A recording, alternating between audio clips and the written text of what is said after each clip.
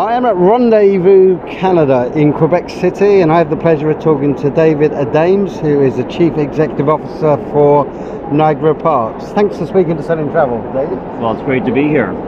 I think most people would have an idea of what Niagara offers. You have a signature attraction, obviously, but you're so much more than that, aren't you? Well, at Niagara Parks, we're both the environmental and cultural stewards of the 56-kilometer Niagara River corridor, and we support tourism not only in Niagara, but for the province of Ontario. Okay.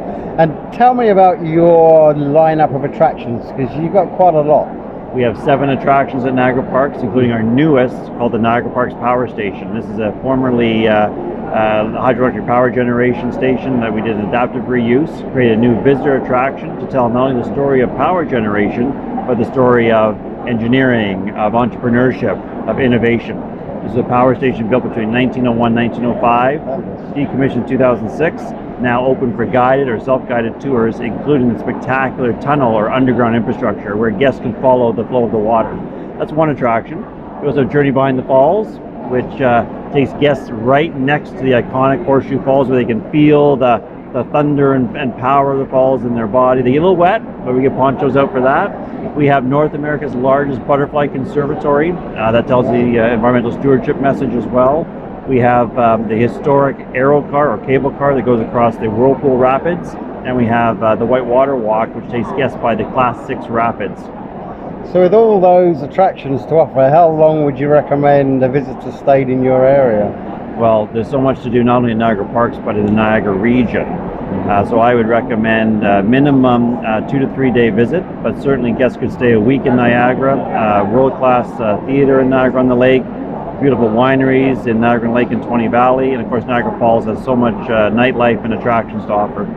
One of the things that's changed at this show over the years is the extent of the First Nations, Indigenous experiences. Yes. How do you build that into what you're offering? We have a new initiative called Explore the Niagara. We're working with Indigenous communities to talk about Indigenous history. We also have, as part of Explore the Niagara, Black history, which includes the Underground Railroad story. And also nation building for Canada included the War of 1812, which was fought between the British and now Canada and the US. So Explore the Niagara builds out the Indigenous story. We have the Landscape and Nations Monument at Queenston Heights Park. That tells the story of the Indigenous warriors who fought in the War of 1812 along with the British.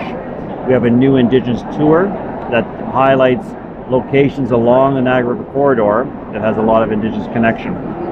So there are lots of activities. And a year-round destination? We are absolutely a year-round destination. I always say that everyone should see Niagara Falls in all 4 seasons. For some, winter is their favorite, to see all the ice formations by the falls. Thanks for talking to us, David. Thank you so much.